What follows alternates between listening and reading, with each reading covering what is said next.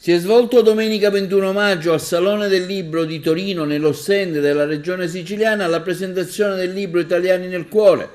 edito da Rubattino, con la prefazione di Vittorio Sgarbi. L'autore, il professore Giuseppe Arnone di Favara, ha dialogato con la dottoressa Margherita Perez, direttrice della Biblioteca regionale. Diversi temi trattati in riferimento alla storia dell'immigrazione, della fuga dei cervelli all'estero, della riforma elettorale. Quindi viene messa in luce l'emigrazione italiana del passato e quella attuale, analizzando le differenze e ponendo i riflettori sul legame tra italiani all'estero e italiani in patria. Anzitutto ringrazio la Biblioteca regionale della Sicilia, l'assessorato all'identità siciliana, dottoressa Perez, e tutti i collaboratori per questo magnifico stand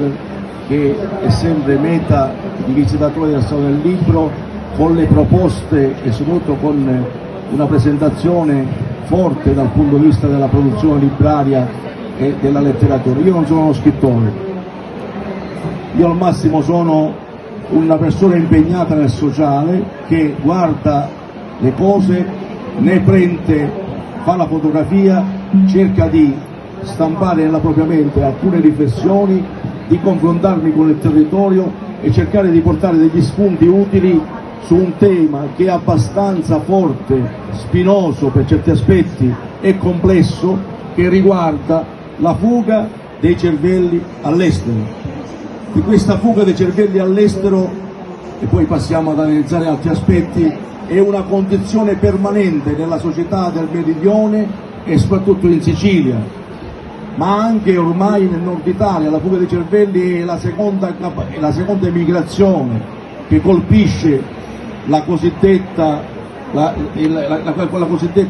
presenza sociale italiana all'estero, che riguarda i giovani che partono e non ritornano più, producendo un danno in termini economici per l'Italia di 1,7 miliardi all'anno, quasi 2 punti di PIL. E allora nel libro io analizzo questo fatto con occhio vigile di uno che comunque conosce l'estero per averlo frequentato ormai da 10 anni nelle zone più topiche della nostra emigrazione, come quella emigrazione sedimentata del Belgio o della Germania, dell'Inghilterra, ma con grande occhio critico guardo a questa nuova migrazione, che è soprattutto un'emigrazione giovanile, professionale e acculturata, che riguarda i giovani dell'Italia che preferiscono emigrare per trovare condizioni di lavoro migliori, con stipendi molto più robusti che la madrepatria dà e che potrebbe dare. Allora il libro è un excursus storico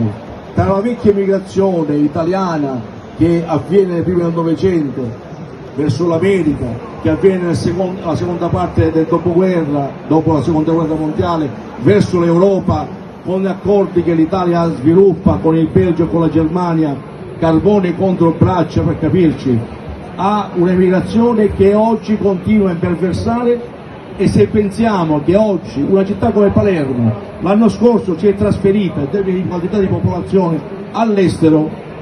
la dice lunga su come le politiche dei nostri governi e su come i nostri governanti debbano lavorare per costruire un corpo di norme che prevedono il ritorno di soggetti che comunque sono costati alla famiglia e all'Italia milioni e milioni di euro,